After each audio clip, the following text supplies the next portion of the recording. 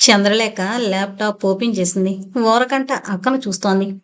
చంద్రప్రభ ఒక్కో కిటికీ దగ్గరికి వెళ్ళి ఆ కిటికీ కంటించిన పేపర్స్ సరిగ్గా ఉన్నాయో లేదోనని చూస్తోంది. అలా అక్కను ఆ పరిస్థితుల్లో చూస్తుంటే భయమేస్తోంది. అంతకు మించి బాధ కలుగుతోంది. మాటి మాటికి భయం భయంగా దిక్కులు చూస్తోంది. తల్లితో పాటు అక్కతో పాటు తను కూడా వాళ్ళలా హాలుజినేషన్లోకి వెళ్ళినట్టు నటిస్తుంటే ఒక్కోసారి భయమేస్తోంది. తను నటిస్తోందా? లేక తను కూడా ఈ భ్రమలకు గురవుతోందా? ఇది నిజంగా జరుగుతోందా? అసలు తమ కుటుంబానికి ఏమవుతోంది? లండన్లో విలాసవంతంగా గడిపిన తమ కుటుంబం ఏ దేవుడో శాపం పెట్టినట్టు ఎందుకిలా జరుగుతోంది? ఆమె కళ్ళు కన్నీళ్లను వర్షించాయి. సరిగ్గా అప్పుడే బెడ్రూమ్ దగ్గర అలికిడి. అది తల్లి బెడ్రూమ్ దగ్గర. చాలా రోజులుగా తల్లి తన బెడ్రూంలో పడుకోవడం లేదు. ముగ్గురు హాల్లోనే పడుకుంటున్నారు. దిగ్గున లేచింది తల్లి. బెడ్రూం వైపు పరిగెత్తింది. అప్పుడే తల్లి బెడ్రూమ్ తలుపులు తెరుచుకున్నాయి. తల్లి గది దగ్గరికి వెళ్ళడం, తల్లి తన బెడ్రూమ్ తలుపులు తెరవడం ఒకేసారి జరిగాయి. మెల్లగా తలుపులు తెరుచుకున్నాయి. తల్లి బయటకొచ్చింది సిగ్గుపడుతూ. పిచ్చిదాల్లా అరవబోయి బలవంతంగా గొంతులోని కేకను గొంతులోనే అదింపెట్టింది. ఎదురుగా తల్లి నాన్న చనిపోయాక తీసేసిన కుంకుమ బొట్టు పెట్టుకుని, ఆ బొట్టు చెదురుండి ఎప్పుడూ లేంది తలలో మల్లెపూలు. కొన్ని పూలు బెడ్రూంలో పడున్నాయి. మంచం మీద పడున్నాయి. తల్లి మొహంలో అలసట, సిగ్గు. ఒళ్ళు గగురు పొడిచింది తల్లిని ఆ స్థితిలో చూసి. అమ్మా, ఏంటది? పిచ్చి పట్టిందల్లా తల్లి భుజాలు కుదిపేస్తూ అడిగింది. మెల్లిగా సిగ్గుపడుతూ చెప్పింది. మీ నాన్నొచ్చి వెళ్ళారు. తన నెత్తిమీద పిడుగు పడ్డట్టు బెదిరిపోయింది. ఆ కోపంలో, ఆ భయంలో, ఆ ఇరిటేషన్లో తల్లివైపు కోపంగా చూసి, నీకసలు బుద్ధుందా? తెలుగుండే మాట్లాడుతున్నావా? నాన్న రావడం ఏమిటి? అంది. తల్లి మొహంలో కోపం, బాధ. అంటే నేను అడగడానికి మనస్కరించక ఆగిపోయింది. మీ నాన్నే వచ్చాడు. నా కోసం పువ్వులు తెచ్చాడు. నీకిష్టమైన పాలకోవ తెచ్చాడు. అక్కకు లడ్డూ తెచ్చాడు. రారా అంటూ కూతుర్ని తన గదిలోకి లాక్కుపోయింది. లోపల తల్లి చెప్పిన స్వీట్ ప్యాకెట్స్ లేవు. పొరపాటున కూడా తీసుకెళ్ళట్టున్నాడు అంది తల్లి. ఆ గదిలో పెర్ఫ్యూమ్. ఆ పెర్ఫ్యూమ్ స్మెల్ తనకు బాగా గుర్తు. అది తండ్రి వాడే పెర్ఫ్యూమ్. తల్లి జడలో పువ్వులు. తమింట్లో పువ్వులు లేవు. బయటకు వెళ్ళి తెచ్చే అవకాశమే లేదు. అంటే నిజంగా నాన్నొచ్చాడా? వస్తే ఎక్కడా? నాన్న ఎలా వచ్చాడు? అడిగింది చంద్రలేఖ. ఎలా ఏంటి? పెరట్లో నుంచి వచ్చాడు. పెరట్లో నుంచి కూడా దారుంది. వెంటనే చంద్రలేఖ పెరటి వైపు పరుగు పెట్టింది. పెరటి తలుపులు తెరిచే ఉన్నాయి. పెరట్లో అడుగుల గుర్తులు. అవి చెప్పుల గుర్తులు. నన్ను నమ్మవే, మీ నాన్నే వచ్చాడు. మనల్ని తనతో పాటు తీసుకువెళ్తాడట. ముందు నన్ను, తర్వాత మీ ఇద్దరినీ. తల్లి చెబుతుంటే ఒళ్ళు గగురు పొడిచింది. ఆ రాత్రంతా చంద్రలేఖ నిద్రపోలేదు. తల్లి నిద్రపోనివ్వలేదు. తండ్రి ఎలా వచ్చాడు, ఏం చెప్పాడు అన్నీ వివరంగా చెబుతుంటే భయం వేసింది. తాను కూడా ఆ ట్రాన్స్లో పడిపోతుందా? ఎలా నమ్మాలి? ఏం నమ్మాలి? తండ్రి వాడే పెర్ఫ్యూమ్. తనకు ఆ స్మెల్ చాలా గుర్తు. కేవలం కొన్ని చోట్ల మాత్రమే దొరికే పెర్ఫ్యూమ్. ఆ రాత్రంతా కలత నిద్ర అయింది చంద్రలేఖకు.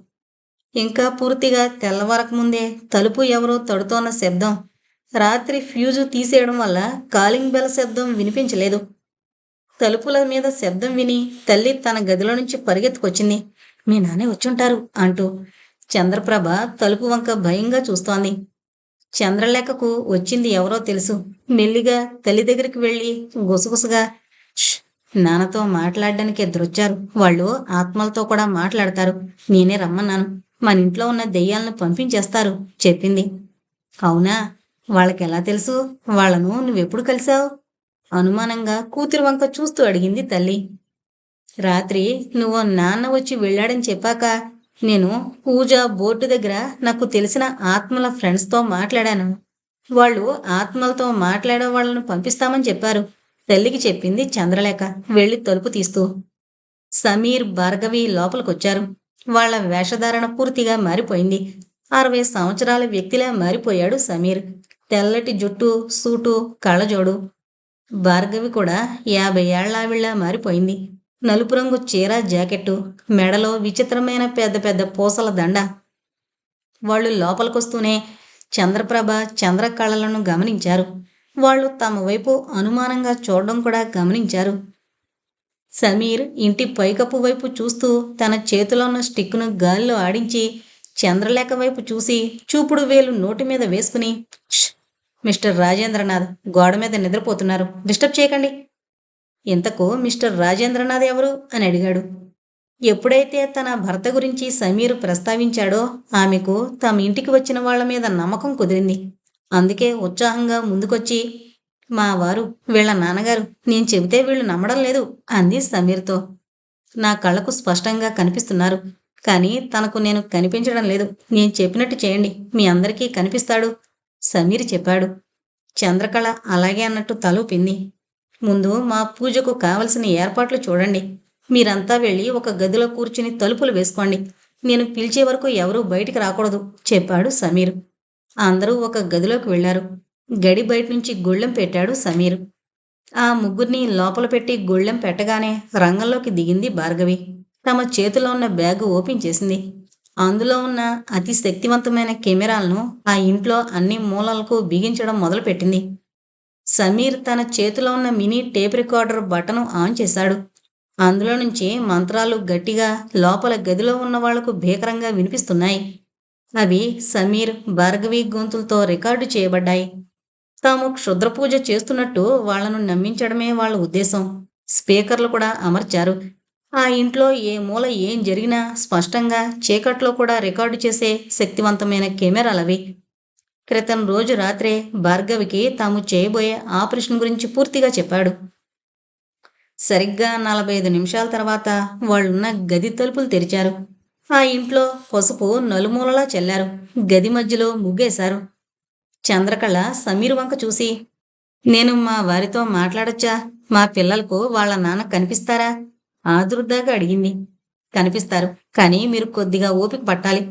మీ వారు వచ్చాక వెంటనే మా గురించి చెప్పకూడదు" చెప్పాడు సమీర్. "ఎందుకు?" అనుమానంగా ప్రశ్నించింది చంద్రకళ. "మేము తనకు పరిచయం లేము కదా, భయంతో వెళ్ళిపోవచ్చు" చెప్పాడు సమీర్. కొద్దిగా కన్విన్స్ అయినట్టు మొహం పెట్టి సరే అన్నట్టు తలూపింది.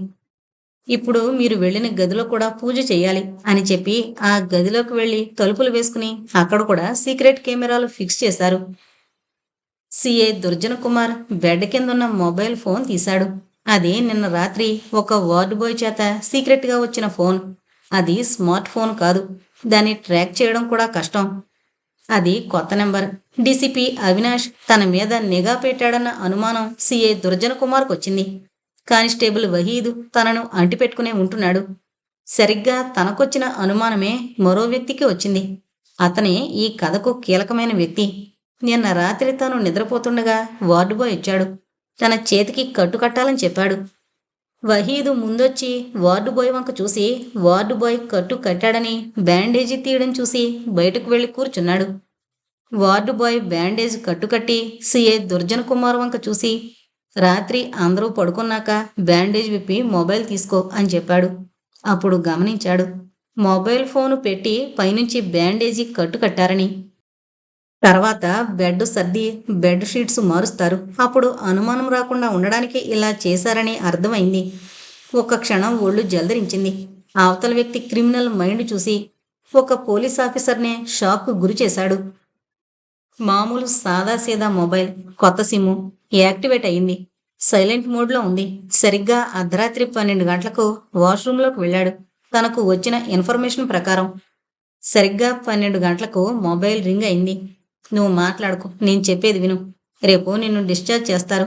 నువ్వేం చెయ్యాలో నేను చెప్పే వరకు నువ్వు నీ స్వంత నిర్ణయాలు తీసుకోకు" అంటూ అవతల వ్యక్తి చెప్పసాగాడు. అవతల వ్యక్తి చెప్పేది విని 10 నిమిషాల తర్వాత ఎవరికీ అనుమానం రాకుండా ఫ్లష్ నొక్కాడు. నీళ్ల సౌండ్ బయటకు వినిపించేలా. తర్వాత మొబైల్ చేతుకున్న బ్యాండేజ్లోనే పెట్టి బయటకొచ్చాడు. డార్క్ ఎవెన్యూ చీకటి కళ్ళు తెరుచుకున్నాయి. రాత్రి 12 కావస్తోంది. అప్పటికే సమీర్, భార్గవి వచ్చి 1 రోజు దాటింది. అప్పటికే ఆ ఇంటి పరిస్థితి అర్థమైంది. ఆ ఇంట్లో వంట చేసుకోవడం కూడా కష్టమే. ప్రతి క్షణం బిక్కు బిక్కుమంటున్నారు. తలుపులు ఎప్పుడూ మూసుంటాయి. దానికి తోడు కిటికీలు. చంద్రప్రభ తనలో తానే గొణుక్కుంటూ ఉంటుంది. తల్లి చంద్రకళ పరిస్థితి ఇంచుమించు అలానే ఉంది. ఎప్పుడు ఏ ఉపద్రవం ముంచుకొస్తుందో అని. అలాంటి వాతావరణంలో చంద్రలేఖను చూస్తుంటే భార్గవికి బాధగా ఉంది. ఆ ఇంట్లో సమీర్ ఫోను మాట్లాడలేదు. భార్గవ్ కూడా. కేవలం మెసేజెస్ మాత్రమే పంపుకునే అవకాశం. చంద్రలేఖ రహస్యంగా సమీర్‌తో, భార్గవితో చాట్ చేస్తోంది. సమీర్ ఏం చేయాలో గైడెన్స్ ఇస్తున్నాడు. సమీర్‌కు ఒక్క విషయం అర్థమైంది. ఆ ఇంట్లో ఏదో జరుగుతోంది. తనకు నీడలు, అడుగుల శబ్దాలు వినిపించాయి. కానీ ఆ సమయంలో బయటకు వెళ్ళలేని పరిస్థితి. 12 దాటి 10 నిమిషాలయింది. తన గదిలో ఉన్న చంద్రకళ కూతురి దగ్గరకు పరిగెత్తుకునొచ్చింది. చంద్రలేఖ చేయి పట్టుకుని తన గదిలోకి లాక్కెళ్ళింది. వాళ్ళను వెళ్ళిపోమని చెప్పు. వాళ్ళుంటే మీ నాన్నగారు రావడం లేదు చెప్పింది తల్లి. ఒక్క క్షణం ఒళ్ళు జలదరించింది. తల్లి వంక చూసి ఏమనాలో అర్థం కాలేదు. ఈ విషయాన్ని సమీర్‌తో చెప్పాలి. వాళ్ళ అభిప్రాయాన్ని కనుక్కోవాలి అనుకుంది.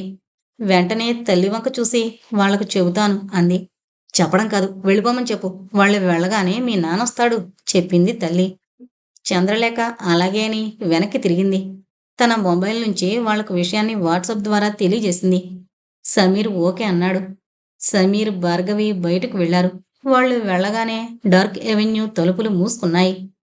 సమీర్, భార్గవి డార్క్ ఎవెన్యూ నుంచి వెళ్ళిపోయారు. వాళ్ళు సిటీలోకి ఎంటర్ అయ్యి వెంటనే డార్క్ ఎవెన్యూ వైపు కదిలారు. సమీర్ 2 రోజుల క్రితమే డార్క్ ఎవెన్యూకు చేరుకోవడానికి ఒక రూట్ కనిపెట్టాడు. డార్క్ ఎవెన్యూకి కోతవేటు దూరంలో చుట్టూ పొదలు, చెట్లు. అక్కడ ఒక పాడుబడిన వ్యాన్ ఉంది. అందులో ఒక ల్యాప్టాప్ ఉంది. సమీర్, భార్గవి అక్కడికొచ్చారు. డార్క్ ఎవెన్యూలో అమర్చిన కెమెరాల నుంచి ప్రతి ఒక్కటి అక్కడ రికార్డ్ అవుతుంది. ఆ ఏర్పాట్లు అంత క్రితమే చేశాడు సమీర్. అర్ధరాత్రి 2 గంటలు. పాడుబడిన వ్యాన్. చుట్టుపక్కల జనసంచారం లేదు. కేవలం మొబైల్ ఫ్లాష్తోనే ఆ వ్యాన్లో కూర్చునున్నారు సమీర్, భార్గవి. ల్యాప్టాప్ ఓపెన్ చేశారు. ఆ ఇంట్లో అమర్చిన కెమెరాలు పనిచేస్తున్నాయి. బెడ్రూమ్, కిచెను, హాలు, బయట ఒక్క వాష్రూమ్ మినహా అన్ని గదుల్లో కెమెరాలున్నాయి. చంద్రకళ పదే పదే పెరటి గుమ్మం వైపు చూస్తోంది. చంద్రప్రభ మాటిమాటికి కిటికీల వైపు చూస్తూ భయపడుతోంది. తనలో తానే గొణుక్కుంటోంది. హాల్లో ఉన్న చంద్రలేఖ తల్లిని, అక్కను ఓ కంట కనిపెడుతూ ఉంది. పిచ్చి లేకున్నా పిచ్చి పట్టినట్టు పిచ్చివాళ్ల మధ్య ఓ పిచ్చిదానిలా ఉండడం ఎంత భయంకరమో తెలుస్తోంది. ల్యాప్టాప్ మీద మొత్తం గదులు విభజించబడున్నాయి. ఒక్కో కెమెరా ఉన్న గదికి ఒక్కో నెంబర్.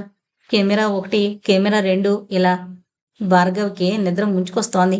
ఈ మధ్య నిద్రకు చాలా దూరం అయింది. నిద్ర లేకపోవడం, ప్రతి క్షణం టెన్షన్ పడ్డం, ఎప్పుడు ఏం జరుగుతుందో అనే భయం. భార్గవి, నువ్వు కాసేపు పడుకో అన్నాడు సమీర్. అతనికి పేరు పెట్టి పిలిచే చనువు వచ్చింది. ఆ చనువు తనకు తాను తీసుకుంది కాదు, భార్గవి ఇచ్చింది. అతను తనను మీరు అంటుంటే అదోలా ఉంది. కొందరు నువ్వు అని పిలిస్తే, అందులో మనసుకు నచ్చిన వాళ్ళు పిలిస్తే బావుంటుంది. సమీర్ తనను నువ్వు, భార్గవి అని పిలిచినప్పుడు తెలిసింది. పర్లేదు అంది భార్గవి. వద్దు, మళ్ళీ రేపు మనకి పనుంటుంది. అసలు నువ్వు గెస్ట్ హౌస్లో రెస్ట్ తీసుకుంటే బావుండేది అన్నాడు సమీర్. ఒక్కదాన్నా? నేనా? అది మీరు లేకుండా టక్కుననేసింది. ఒక్క క్షణం భార్గవి వైపు చూసి కాసేపు కళ్ళు మూసుకో, లేదా వాటర్తో మొహం కడుక్కో అన్నాడు చనువుగా. అలాగే అన్నట్టు చూసింది. తమతో పాటు తెచ్చిన బ్యాగులో నుంచి వాటర్ బాటిల్ తీసింది. లోపల బిస్కెట్ ప్యాకెట్ ఉంది. వాటర్ బాటిల్ చేతిలోకి తీసుకుంది. వ్యాన్ దిగింది. అర్జెంటుగా టాయిలెట్కు వెళ్లాలనుకుంది. ఆ క్షణం ఒక పత్రికలో ఒక జర్నలిస్టు ఒక మహిళా నటిని చేసిన ఇంటర్వ్యూ గుర్తుకొచ్చింది. టాయిలెట్ చాలా చిన్నగా అనిపించే పెద్ద సమస్య, ముఖ్యంగా మహిళలకు. ఓ నటి ఇంటర్వ్యూలో ఇలా చెప్పింది. మమ్మల్ని చూడగానే ఈలలు వేస్తారు, మా వెంట పడతారు. మాకు డ్రెస్సు చేంజ్ చేసుకోవాలన్నా అవుట్డోర్లో చాట్ ఉండదు. అత్యవసర సమయాల్లో బాత్రూమ్ అవసరాన్ని వాయిదా వేస్తాం. దానివల్లొచ్చే కాంప్లికేషన్స్ ఎవరికీ అర్థం కావు. చుట్టూ చూసింది. అన్నీ గుబురు పొదలే. వ్యాన్లో సమీర్. చిన్నపాటి ఫీలింగ్, సిగ్గు. ఇబ్బంది కాదు, కానీ చెప్పలేని ఫీలింగ్ అనిపించింది. కాస్త దూరంగా వెళ్ళింది. సమీర్కు కళ్ళు మూతలు పడుతున్నాయి. తాను కూడా మొహం కడుక్కుంటే కాస్త ఫ్రెష్ అవ్వచ్చు అనుకున్నాడు. వాటర్ బాటిల్ కోసం చూశాడు. లేదు. భార్గవి వ్యాన్ దిగిన విషయం గుర్తొచ్చింది. టైం చూసుకున్నాడు. భార్గవి వెళ్ళి చాలాసేపయింది. ఎంతసేపు? టాయిలెట్కి వెళ్ళిందా? వ్యాన్ దిగి వెళితే భార్గవికి ఇబ్బందిగా ఉంటుంది అనుకుంటూ సడన్గా ఆగిపోయాడు. ల్యాప్టాప్లో కెమెరా నెంబర్ 3లో అంటే చంద్రలేఖ గదిలోకి ఒక ఆకారం వచ్చింది. పరీక్షగా చూడబోయేంతలో బయటనుంచి కేక. ఆ కేక వేసిన గొంతు భార్గవిది. ల్యాప్టాప్ను వదిలి ఒక్క అంగలో వ్యాన్ దూకాడు. కేక వినిపించిన వైపు పరిగెత్తాడు. సమీర్ చెవులు షార్పుగా పనిచేస్తున్నాయి. భార్గవి కేక వినిపించిన వైపు పరిగెత్తాడు. అర్ధరాత్రి 2 దాటింది. అతని పాదాల కింద ఎండుటాకుల శబ్దం భయంకరంగా వినిపిస్తోంది. కొద్దిగా పరిగెట్టగానే అక్కడ భార్గవి స్పృహ తప్పి పడుంది. భార్గవి దగ్గరికి వెళ్లి ఆమె భుజాలు పట్టి కుదుపుతూ భార్గవి భార్గవి అని పిలిచాడు. భార్గవి పక్కనే వాటర్ బాటిల్ పడుంది. వెంటనే ఆ వాటర్ బాటిల్ తీసుకుని వాటర్ బాటిల్ ఓపెన్ చేసి అందులో నుంచి నీళ్లు తీసుకుని మొహం మీద చిలకరించాడు. మెల్లిగా నెమ్మదిగా కళ్ళు తెరిచింది భార్గవి. ఆమె కళ్ళు భయంతో పెద్దవయ్యాయి. చుట్టూ చూసింది. ఇంకా భయం తాలూకా హ్యాంగ్ ఓవర్ పోలేదు. అదే భయంతో సమీర్ను గట్టిగా పట్టుకుంది. భయపడవలసింది ఏమీ లేదు. చీకట్లో ఏదో చూసి భయపడుంటావు అన్నాడు. వ్యాన్ దగ్గర నుంచి ఆమె ఇంత దూరం ఎందుకొచ్చిందో అర్థమైంది. నేను ఏదో చూసి భయపడలేదు, ఒక వ్యక్తిని చూసి భయపడ్డాను అంది ఇంకా భయపడుతూనే. వ్యక్తిని చూసి భయపడ్డావా? ఎవరతను? ఎలా ఉంటాడు? భార్గవి కేక వినడానికి ముందు తాను ల్యాప్టాప్లో చూసింది గుర్తొచ్చి అడిగాడు. నేనెప్పుడూ చూడలేదు. పొడువుగా ఉన్నాడు.